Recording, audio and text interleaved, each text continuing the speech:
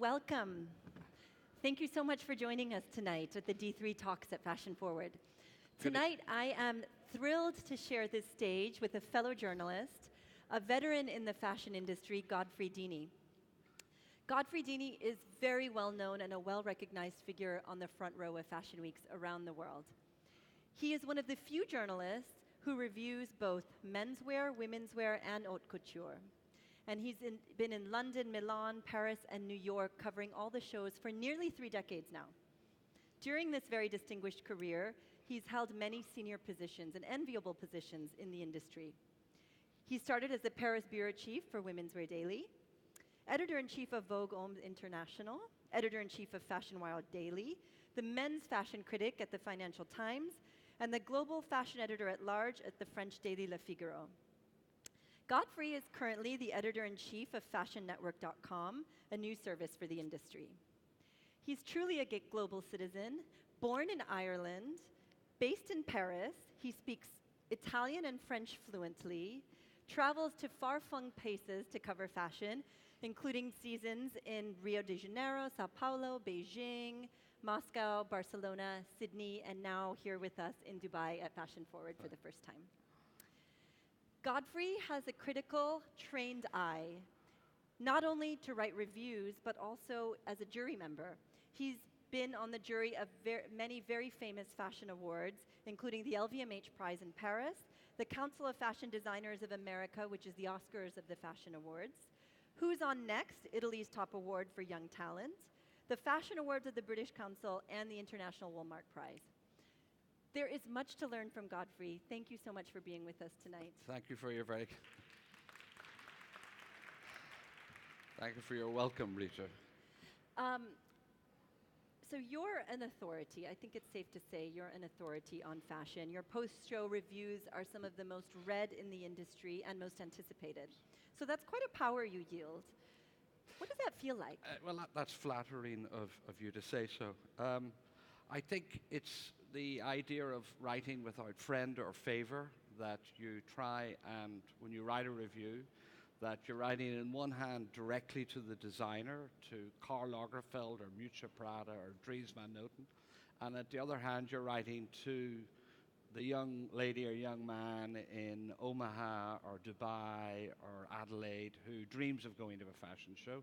So you're meant to try and address the two. So you try and transport them into the fashion show as if they were really there. And that's the kind of first thing that you do. I think there's about 10 or 20 critics in the world who the designers read. So you're meant to be responsible, but at the end of the day, you're not there to be loved. Yeah, so it's not a popularity contest. No, when you're it shouldn't fashion be. critic. But critique is very central to the industry. Yeah. And it's something that in this part of the world is quite a new concept because sometimes we're afraid to hurt feelings. Yeah. How do you balance that? Because I know you're on first name basis with nearly every designer name in the industry, from the executives who run the companies to the creative heads, are your friends. Are there hard feelings when you critique their shows and they're not very positive? In Le Figaro, the #1 French newspaper, Le Figaro was a character in a play by Beaumarchais, and when Beaumarchais was arrested by Louis XVI, it's one of the first acts of the French Revolution of bringing democracy to France. And in Le Figaro, on the headline of Le Figaro, it says, in French, sans le droit de se blâmer, aucun éloge vaut la peine. In other words, it means without the right to be critical, a compliment means very little. So you have to be able to say what you think. And even designers with whom I'm very friendly get very annoyed. I once wrote a review and went backstage, a men's review of Prada, and went backstage to meet Miuccia Prada, maybe one of the 5 greatest designers in the world. And she grabbed me and she slapped me right in the face. And she said, I like you, I respect you, but you're a mean man. So you have to take that. Donatella Versace has refused to see me, closed her backstage. Diane van Furstenberg slapped me in the face as well. But I remember when Miuccia Prada did that to me, it was backstage, and there were all of my colleagues around, and that was a very proud moment for me, because that meant what I said really mattered It to mattered. Richard Brown. Yeah, absolutely. Yeah. Um, when you are critiquing a Yeah. show, what are you looking for? What are the elements that you judge a collection on? First of all, is it beautiful? Will it make people feel good, look better, more distinguished? Secondly, is it new? Is it something really new, or are they copying other people? Because Karl Lagerfeld often says we all shop Godfrey. That people take ideas from here and there and kind of replay them. That the really good designers are original, but above all, that they say something sociologically, or something about the aesthetics of our time, or something about the era we're living in. Whether it's technological couture that they're making wearable, ecological friendly fabrics, or whether they're making clothes which reflect the architecture of the time. If you look at the great modern architects like Frank Gehry or Calatrava, they make very specific shapes, and fashion should reflect that era. That's the other thing. And thirdly, I'm a straight guy, so when I go to fashion, I always think, where would I go with the person in a lady wear? Could I go to a business meeting with her? Could I go backstage at U2? Could I take her to meet my parents? Would I want to go to a nightclub? Or where would I take her to dinner? You've got to, the clothes have to respond to some context, and that's important, I think. You mentioned a lot of interesting things about architecture and fashion history. Obviously, you have to be quite schooled in order to be able to do this and be an honest critic. I want to take a step back and understand a little bit better how you came into fashion critique. What was your journey there? Well, you know, a lot of things in life happen because of lunch. And a good lunch can lead and open many doors. And when I was younger, like you, Rita, and more serious, I worked for the Wall Street Journal in Milan, and I had a master's in economics, and I was a pretty good financial journalist when I was my late 20s. One day, a brand called Byblos invited me to lunch because they were thinking of going on the Milan Borsa, the stock market. And I went along to this lunch in a beautiful setting on a rooftop. And I think I'd come from the annual shareholders meeting of a cement company that morning. And I ended up in this beautiful setting, a terrace, and everyone seemed glamorous, and the guys were handsome. And this seemed very nice. I liked it. And I saw the main table. I went and I sat down in it. And someone said, "Excuse me, who are you?" I said, I'm Godfrey Deeny from the Wall Street Journal. Oh, okay. You can sit here, but at the end of the table. And I sat there, and it ended up turning out I was sitting on the designer's table. And then we began to talk about Milan. And they would say things about restaurants, and I'd say, well, no, that isn't a good restaurant. This is the good restaurant. Or that isn't the interesting art show. This is it. And then we spoke Italian, and I spoke better Italian than them.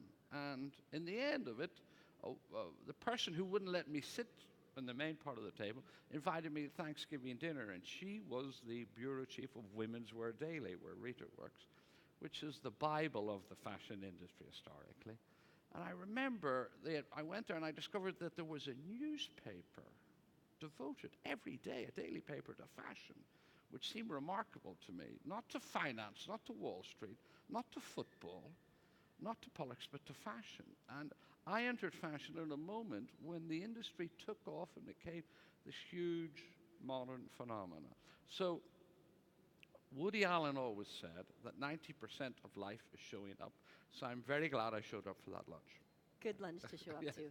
So you met the Milan bureau chief of Women's Wear Daily, and then you ended up becoming the Paris bureau chief of Women's Wear Daily. Well, I ended up being the Paris chief, and then later on I became the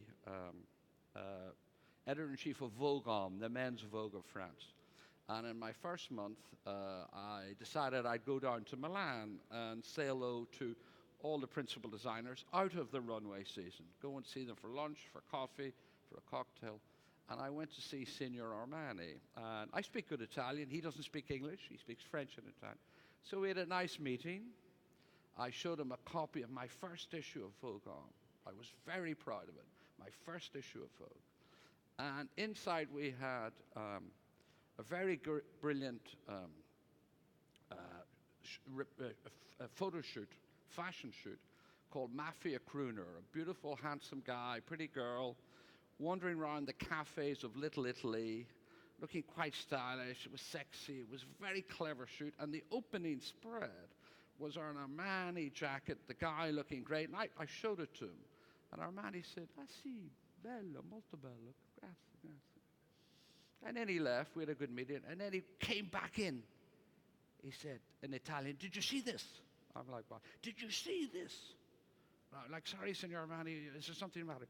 And he opened up the spread. And have you seen what you have done? And I said, "I'm sorry, what did I do wrong?" He said, "You've put my beautiful cashmere double-breasted jacket with a disgusting Vivienne Westwood tie." I said, "You know what the problem is here, Signor Armani?" He said, "What?" He said, "The stylists. You hire them and they ruin everything." And Armani is famous for them. And he said, "You're right." He said, "You know what we need? We need to get rid of them all." He said, "You know, now you're talking." He said, "I think I'm going to take more ad pages in your magazine next year." So that's the lesson I learned from meeting Signor Armani. You know, it's so interesting because those were the days when being on a magazine page communicated everything to the audience. Everything. And as Simon pointed out in the talk earlier, the magazine page is no longer the medium where you where consumers get to see the product first. So maybe Mr. Armani would not have been as angry in this day and age where on Instagram and other mediums, you know, his clothes are being styled in so many ways. And you've grown in the industry seeing kind of the evolution of that. Yeah.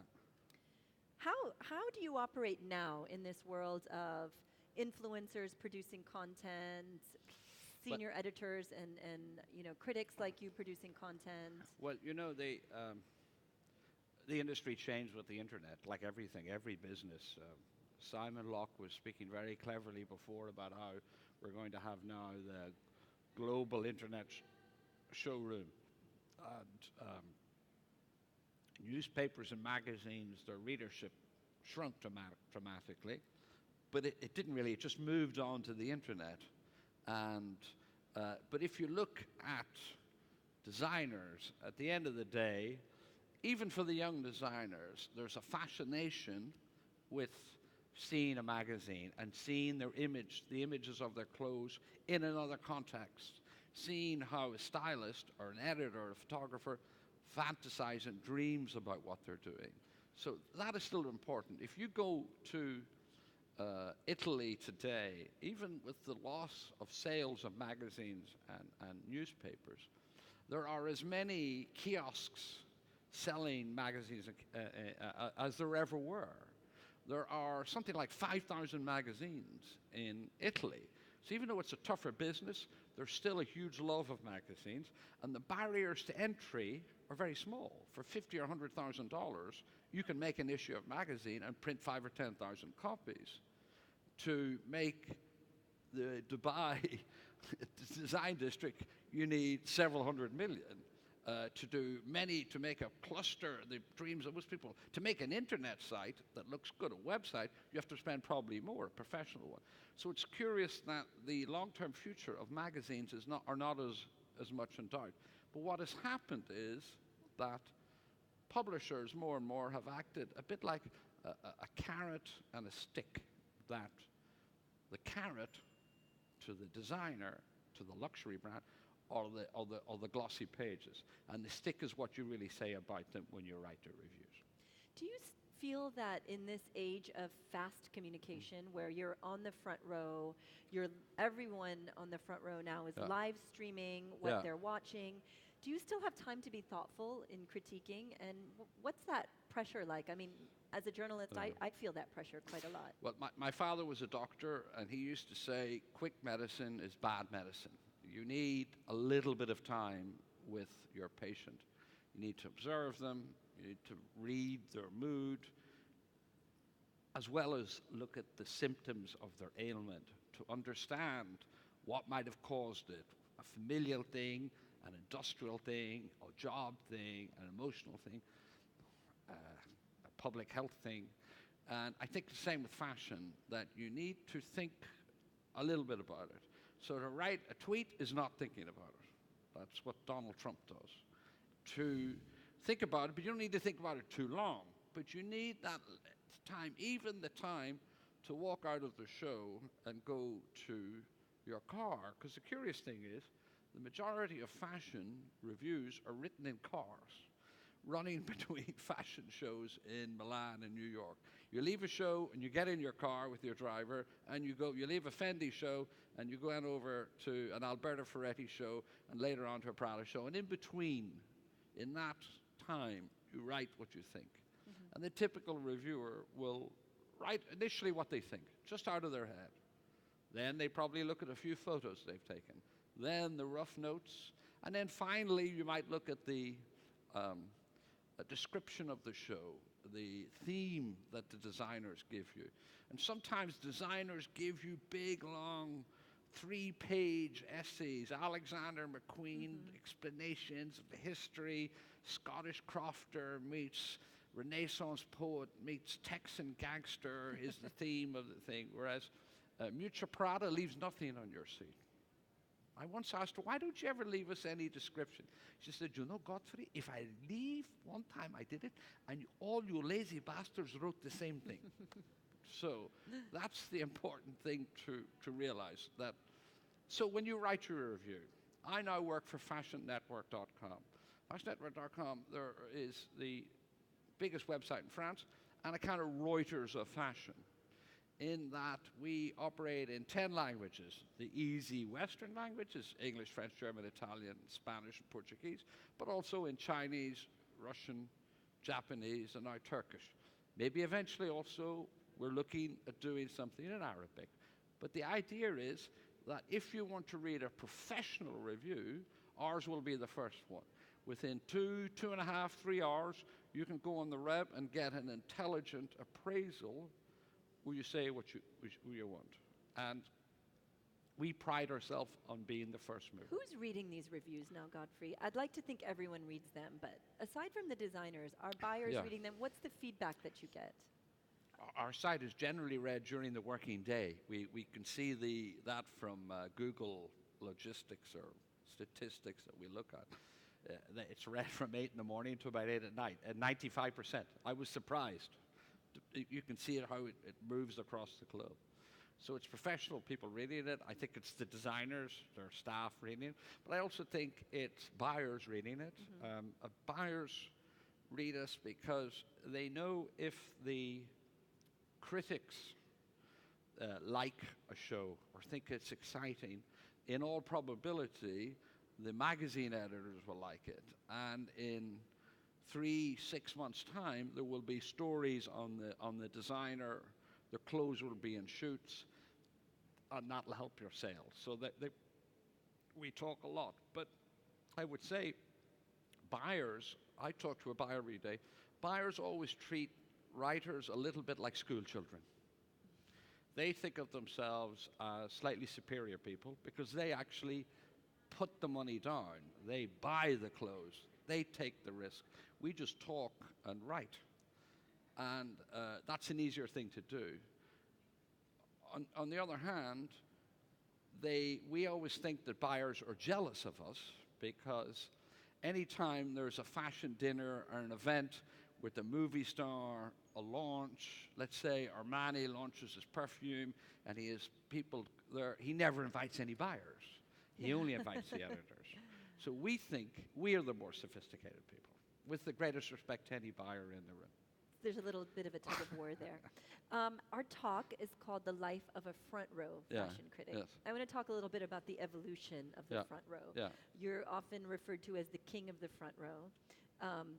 Do you feel in this age of influencers being so significant to this industry now that it is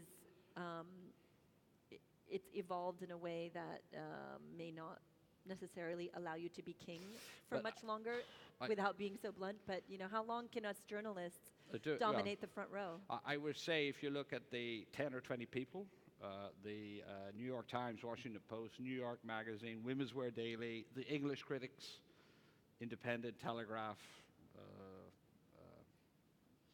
Guardian, the Times, if you look at the Business of Fashion, Women's Wear ourselves, if you look at certainly the German papers and Le Figaro or Le Monde, people basically what they run. Less so in France. It's curious. When I worked for the Financial Times,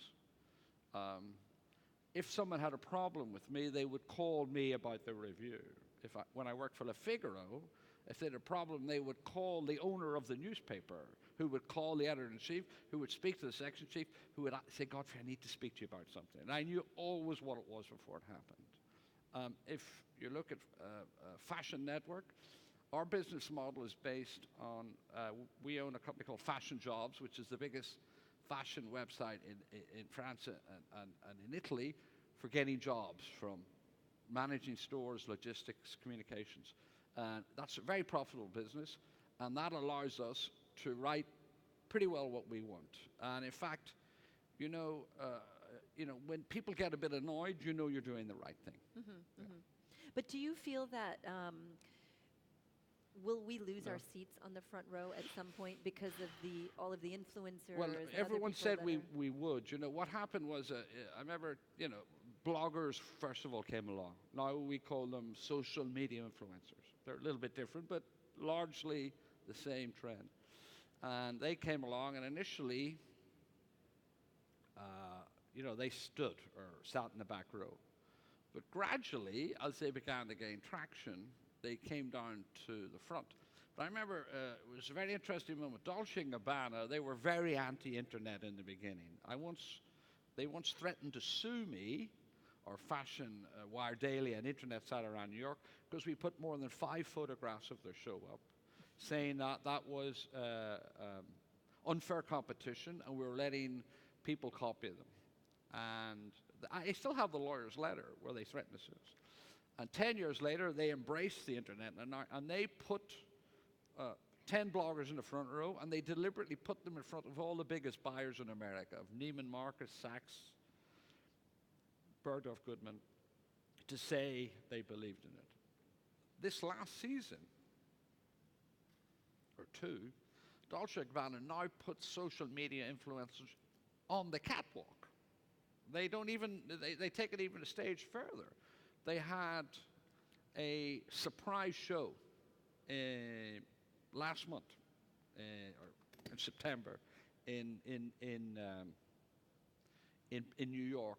In Milan, in their Martini bar, their private palazzo, and the stars of it were all social media stars.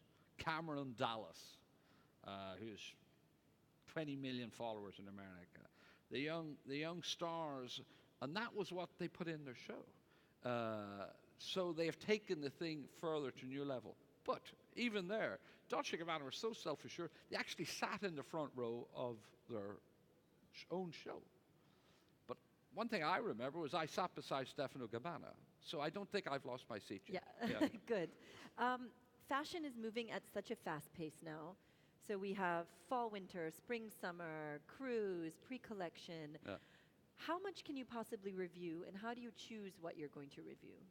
Well, I think you're always duty-bound to look for something new, to go and look at least one or two new designers you've never heard of or seen every day, nearly every day of the week, and certainly during the fashion season. One reason you come to a place like Dubai, you see the local talent and see if there's something. And you can sit through a lot of stuff and then see something you like. I saw a very good Iranian designer here,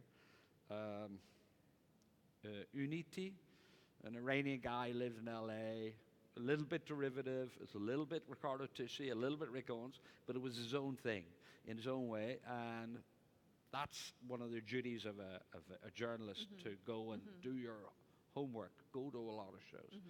And also you have to go to the stars, you have to go to the recognized names. Right. You have to go and see Chanel or Armani or Ralph Lauren or Marc Jacobs or Calvin Klein. The reader expects it. And you want to see a debut. There's so many brands changing designers. That's often the most exciting thing. Fashion loves a debut. Is it gonna? And it's a bit like you can go to a show, and it's a bit like in Gladiator, in the Roman arena. at the end, when the emperor puts up his hand and he does that or that. You can go to a show, and no one ever says anything when they leave a show, but you can see from the face if they're history or they're stars. Very, very revealing. It's cruel, but true. Speaking of discovering new talents, you're Yeah. based in Paris, Yeah. which is the very well-established global hub for fashion. But where, there's 250, I think, fashion weeks around the world now. Yeah. Is there more of now a localized fashion scene that's becoming more significant? Will the big four still remain the places everyone has to go? And where do we in Dubai fit into all of this? It's a bit like sport. In tennis, there are the Grand Slam, the big tournaments, and you want to win a slam. You want to be recognized as a great player. You have to win a slam. And in golf, the same thing.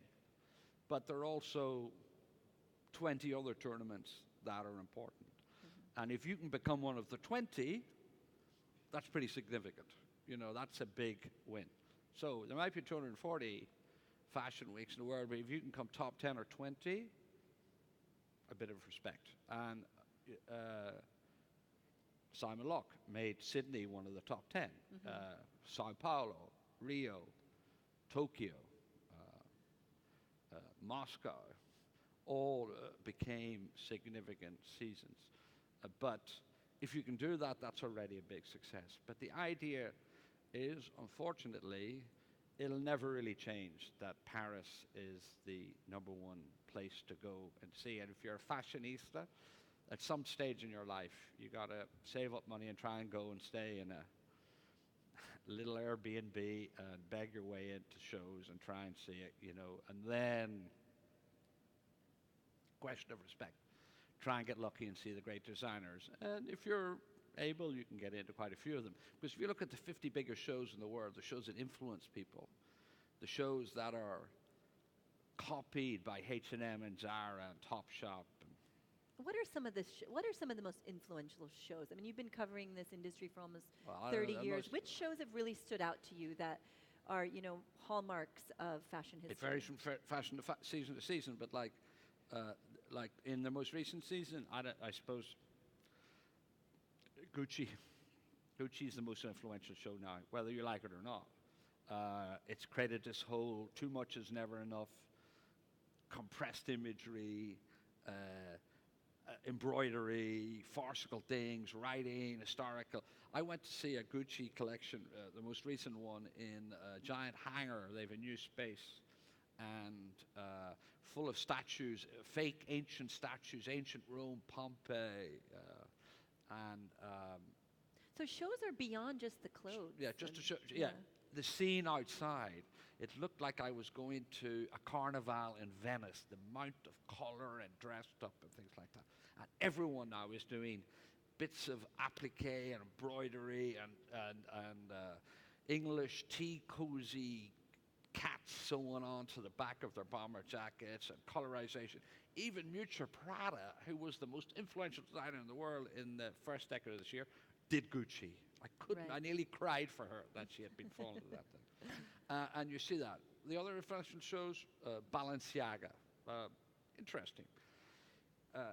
He is, Demna Ghelvasia is a Georgian exile. When Russia invaded Georgia and took two of its provinces and encouraged Abkhazia, the prettiest area in the Black Sea, to succeed, he had to leave his own native city. I forget the capital of Abkhazia, and was an immigrant exile, in Western Europe, before he ended up going and working for Art Margiela in Paris and becoming a designer. And it's an example of how talent has no nationality. Great ones can succeed and come out of nowhere. And he now designs for Balenciaga and the sense of volume, of printing, of faintly absurdity, but above all of shape, as now being part of the fashion vocabulary, is something that comes from his collection. And you see that in stores all over the world. Historically, when you look back at fashion history, there have been periods and styles associated with periods. Yeah. Do you think there's a particular style that will be associated with the period we're in now? Hard to say that. You know what I mean? I think it's like in anything. Is there a governing music, a style in music? You know, when I was a boy, it was kind of rock and roll, rhythm and blues. Then it was pop. Then it was funk. Then it became punk rock, and then hip hop. I suppose you could say hip hop is the dominant music of our time, but not really. There's so many variations. It's hard to say. But I would say another thing. One of the reasons that fashion exhibitions have become such a big business in the world. You may not know it here, but if you go to the Metropolitan Museum of Art, one of the three biggest museums in the world, along with the Hermitage and the Louvre, the most successful exhibitions are fashion exhibitions. They are, whether or not they're about China through the looking class, or it's Alexander McQueen. There's a Christian Dior show now in the Musée d'Art Décoratif. That's a wing of the Louvre. I think there were as many people went to that exhibition of clothes as went into the whole of the Louvre one day recently. It's an incredible statistic. And when you look at general exhibitions about eras and cultures and things, it's very striking now when you go and see them that serious curators often put fashion imagery in to locate the time. So that's quite revealing, because when I first went into fashion, people regarded fashion designers as dressmakers. You know what I mean. They weren't, and I was amazed they became rock stars. I never thought that would happen. When I first went to couture shows in Paris, there were the ladies at lunch, Arab princesses would come in, Texan oil barons' wives, Park Avenue ladies, French aristocrats come. It was all very quiet. They would call out the number. It was another era. And then one day, I went to see a Gianni Versace show in the Ritz. He actually would put a perspex catwalk over the swimming pool. It's very ornate room inside the Ritz Hotel in Paris. And I went, and I thought there were 400 teeny boppers and kids screaming, and I thought, I've come to the wrong place. This couldn't be. And it turned out he had invited Madonna and Prince to the show. And Johnny Versace, he didn't give a hoot about the grand dame, the ladies who lunch. He just wanted rock stars in his show. And he was very important in beginning that whole idea of fashion being this giant global image-making thing connected to rock and roll and cinema, and attracting so much attention. I can't stress how important he was, and how sad it was when he was killed by this idiot out of jealousy 20 years ago. I mean, Versace really started this whole popularization of fashion and bringing it to the masses. Yeah. And that's something that continues now. I mean, you went from Vogue covers being always models, and now you see celebrities, and the red carpet is a runway. Is this sort of a phenomenon that won't go away? Is this? I think the fashion is here to stay. I think it's a gigantic expression of two or three things. One, peace. I know there's been conflict not that far from here in the region, but in Western Europe, in the BRIC countries in North America, we've lived through a very long period of peace, and people have enough money now to spend, and there's a natural human need, not only for warmth and food and health. It's to be beautiful, to be aesthetically concerned, to think better about yourself. Luxury, when was luxury founded? Luxury was founded almost certainly in the Venetian Republic in the 13th and 14th century. And the principal reason was because they developed a technology called a mirror. They created the first big mirror, big full-length mirrors. And Venetians then looked at themselves every morning before they went out the door, and they suddenly realized, I want to look good today. I'm not just going to look. And that's when the first luxury began. You can see it through history.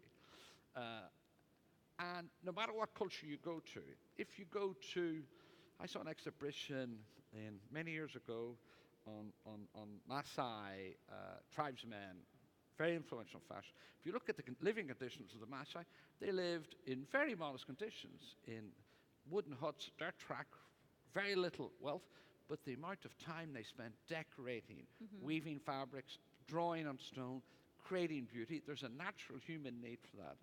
And finally, I'd say feminism. There is no, people sometimes think that fashion is a negative force because it can make people feel bad about their physical shape, that they're not skinny runway models, they're not perfect looking. But I don't really agree with that. I think it's an expression of women's right to control their own future, to spend what they want, to buy their own clothes, to dress a certain way, to express a thing, to look professional, to look beautiful, to look sexy, to look whatever way they want.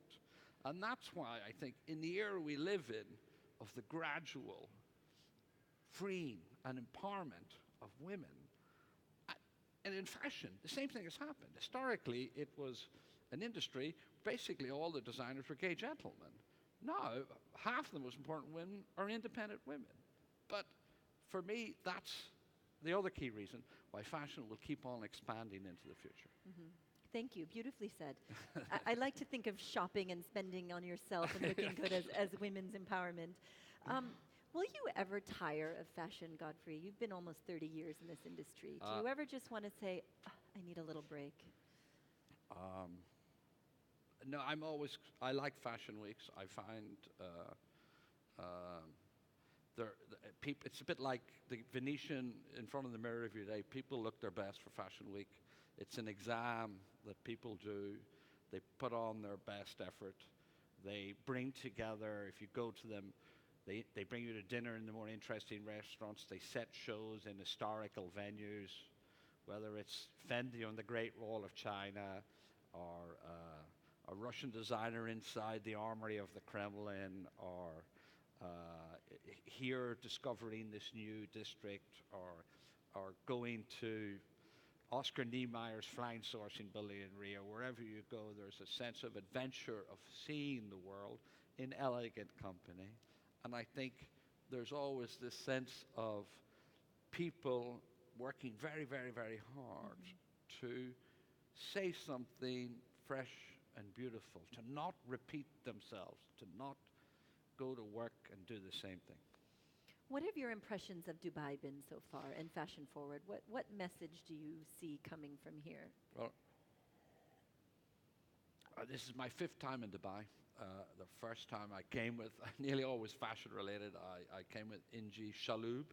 The Shaloub Group are one of the biggest importers here. Probably many of you know their name, who bring in major fashion brands.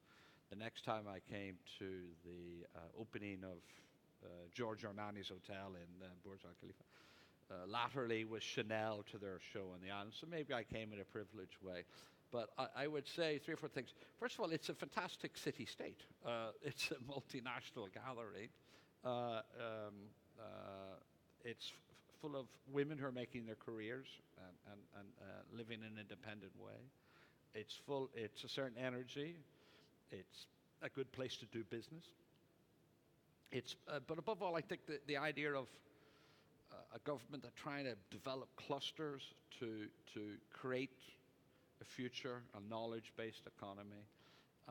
This center here, you're about to build a phase 2 where they will create a college, a fashion college, Deeny, the Dubai Institute of Design and Innovation.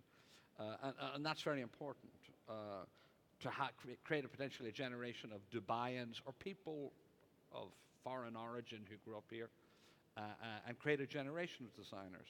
And why not create a future star? When I was a boy, the idea of a fashion designer from Ireland was like saying a sober Irishman. You know what I mean? You didn't really think they existed. So you thought that it was like, there was Irish people were writers, they were rock and roll, they were actors, they weren't designers. Whereas today, if you go to the London collections, the best kind of 2 designers are Simon Rocha from Dublin and Jonathan Anderson from Belfast, from Northern Ireland. Jonathan Anderson's father was the captain of the Irish rugby team. That's about as far away as you can get from fashion.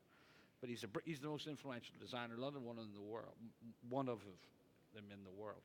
So I think that's what I find interesting here in Dubai, that there's this investment. You can't guarantee it'll work, but you got to try. Yeah, we certainly have a great platform to try. What's next for you, Godfrey? So you've been 6 months at Fashion Network. Yeah. Where are you? What direction are you taking that in, and where do you see your future? I'd like us to be the best. It's the power of the web. Fashion Network has 750,000 daily readers. You get our different newsletters. Some days, it was one day recently, we gathered 1,500 readers without any advertising. The power of the web is things can grow organically. If you own a magazine like British Vogue, you'd be amazed if you gain 1,500 readers in a month. And to take that and make it quicker, better written, more provocative, and keep it honest. Yeah. Thank you. Keep it honest. I think that's really important in the industry right now. I want to open it up, if you're open to it, to questions from the audience. If we have any, Godfrey will obviously be around a little bit as well through the rest of the night. But if anyone has any questions now, please feel free to pipe up.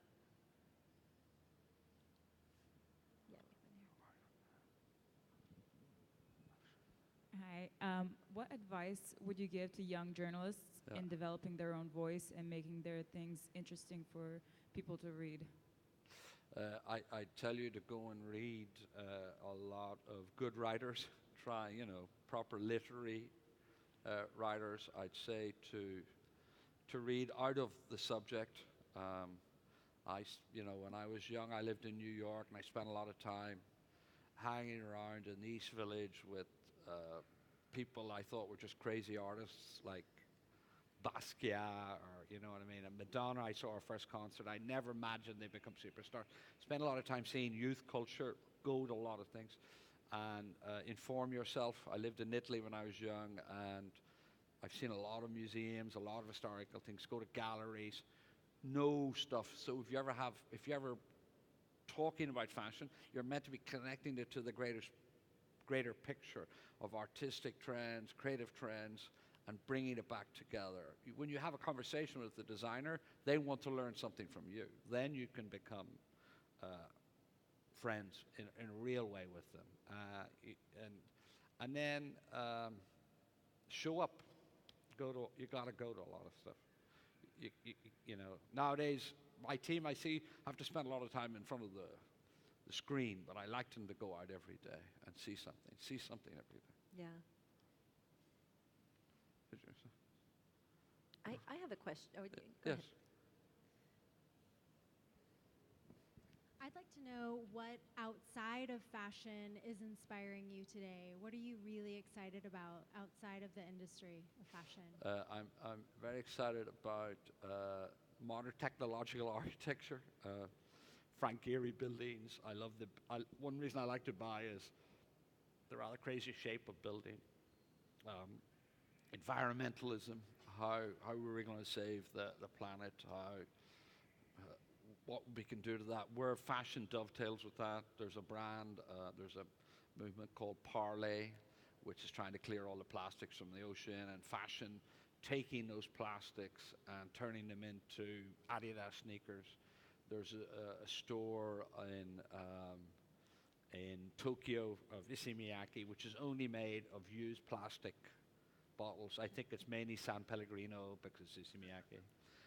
And I think the idea of empowerment of women, of democracy, I believe in democracy. I don't make any hesitation. And I think that guarantees women a lot of independence. And that long fight when we're in a situation of Brexit, of people, and Catalonia, of Europe slipping apart, and Trump being a nationalist, I think believing in defending globalization as not an enemy, but the way that international citizens believe in similar ideas of tolerance and being fair to each other.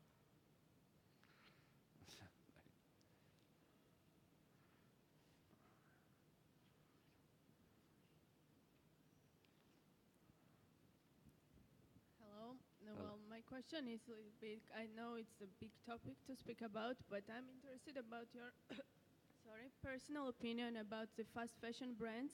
The things that they are copying, so the big brands. So what? Which brands? Like Fast fashion. fast fashion brands, Yeah. they are copying. So Yeah. the big brands. So what's your personal opinion? Just to have. You know, it's part of, in a good way, it's part of the democratization of fashion. I go to H&M or Uniqlo more often, or I bought stuff in the mall, Primark, Topshop, whatever. And, but in the end of the day, I think it's stealing. I think it's one of the reasons that a lot of young designers have a hard time creating business nowadays is that they slavishly take from them, and they don't give back a lot to the industry. Zara never take any ads in any of the magazines or of the independent websites. They and it's very little you can do. It's very hard to sue someone for that. I once went for Women's Wear Daily. I covered a court case where Yves Saint Laurent sued Ralph Lauren for copying a dress, but you needed to be Yves Saint Laurent, a big French corporation, and sue him in a Paris court in order to win. A young designer could never do that against H&M, and so largely I think it's stealing, and I think it's wrong. I think we had one over here.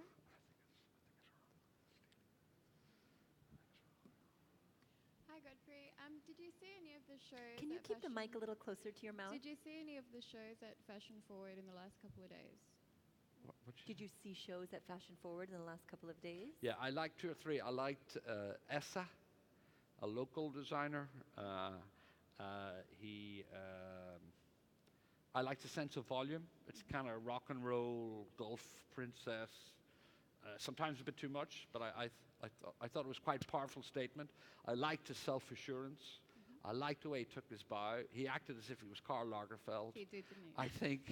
I think if you're going to be a good designer, you need a very big ego. Small ego designers don't even go into the business. He clearly has that. And I thought he had a sense that it was his own thing. He had his own aesthetic. And then the Iranian menswear designer, Uniti Barak Valzugi, I think that's right. I thought he was very good.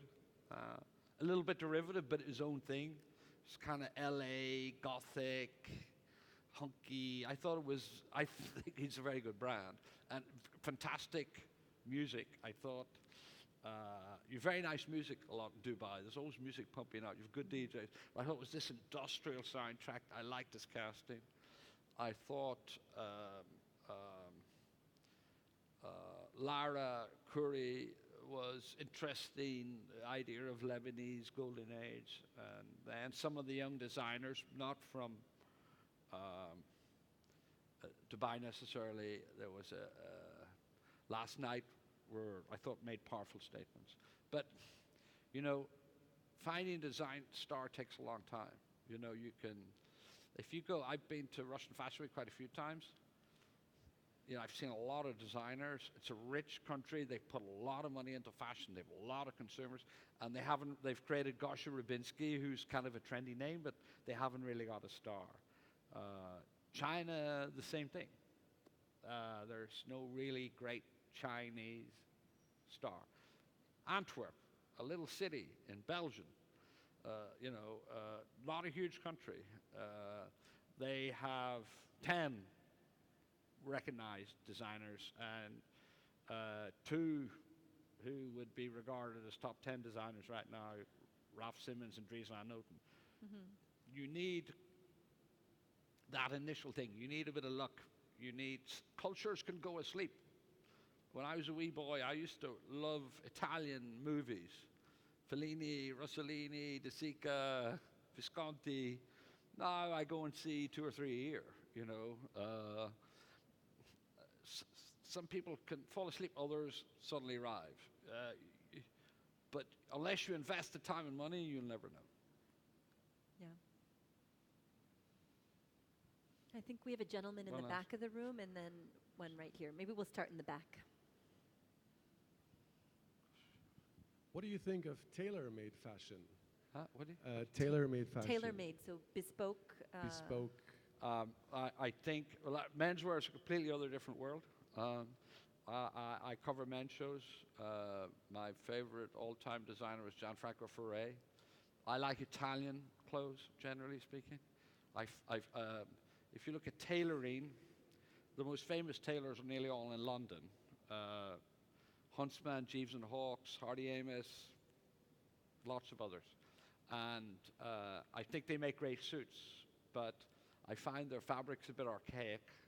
And I find the English businessmen who run luxury business too conservative. If you go to Paris, LVMH, the richest luxury corporation on earth, Bernard Arnault, he lets completely crazy designers run his big brands. Galliano at Dior, or Riccardo Tisci, a kind of crazy gypsy from Como, he gave him Givenchy.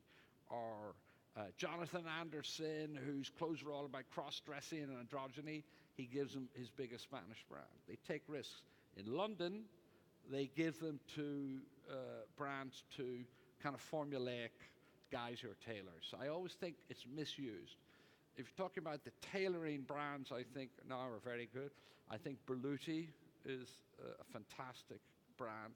And once again, it's a French brand where they've given it to Haider Ackermann, a conceptual designer known for flowing gowns. They've given him that brand. If you look at, and even the classical Italian brands, if you go and look at Armani, there's, for tailoring, Armani is probably the greatest tailor of the last 30 years. Every time you go and see his collections, there's a similarity. He doesn't change so much. But the sense of construction and deconstruction and padding and materials, it's always something going on to change it, you know. So the clothes look like they're 2017 rather than 1985. So I think that's, when it comes to men's tailoring, about 5 years ago, there was a couple of studies done saying that menswear was going to grow as much as women's. And a lot of the big companies bought brands, you know, like LVMH bought Berluti to really invest in it, and they spent a lot of money, and they haven't quite grown as much as people thought, but they've made really fantastic clothes in the process. And so tailoring, I think, ultimately the true test of a designer is not decoration, it's cut and line. If they can drape something, if they can cut it, that it says something new in terms of silhouette, and it also looks beautiful on the lady or handsome on the man. And that's the true test, and that's why tailoring always is very important. Thank Okay. you.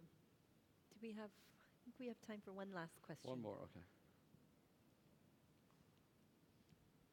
According to Yeah. social media boom, you see a lot of bloggers saturating, like there are dime a dozen bloggers now, and there are some bloggers who buy their followers and then they build their brand name, then they get into designing or styling or Yes. fashion writing. Yeah. According to your experience, do you think that blogging is the way to go as a designer or a stylist or a fashion writer, or do you think it's just a phase and it'll die down? I think social media, we're here to stay for the rest of our history. I think that's, the connectivity has changed. The idea of a citizen journalist, to talk about politics. The most famous, there was a lady journalist killed, blown up in her car in Malta the other day, and she was an independent blogger on her own website writing about the Panama Papers. So I respect a citizen journalist, and I respect bloggers for saying what they want. I think what there is a difference is that many bloggers now, or social media influencers, have agents who represent them. Big agencies like IMG, the biggest model agency in the world that owns the runway season of New York and Berlin, they go to brands and they say, we will, whatever figure, this week $20,000 you give us, we'll carry these 3 bags during Milan Fashion Week. And so I think there's increasingly a conflict of interest. That said, sometimes bloggers know things we don't know. When Alexander McHaley went to Gucci, a lot of us older critics thought this is a little bit too much, a bit too farcical. And it's clever, we like he's new, he's doing something, but whereas the bloggers embraced it right away. And Gucci's the fastest growing brand in the world. So, sometimes they clearly know something that we don't. If you're talking about them doing design partnerships, I think it's fine if they do a brand of sneakers or something simple, but they're not designers. Let's not kid ourselves. Design is a real métier and a real sense of how to construct a garment. And even if you're a conceptual designer, you can't draw. It's like some designers can't draw. Karl Lagerfeld is one of the greatest illustrators in the world. Yves Saint Laurent did beautiful drawings. Tom Ford sketches worse than my 18-month-old son. But if he's a team around him, they can express their idea. So his concept is strong. I don't think bloggers, in my experience, really have that. Okay? Thank you, Godfrey. Your wealth of knowledge. It's been such an honor. Thank you very much. Nice, very much. Great pleasure talking to you, Rita. Thank you. And we look forward to reading your critiques of our market here at Fashion Forward and learning from those. I think there's a lot we can take away from that. Thank you very much. Thank you, everyone, for attending.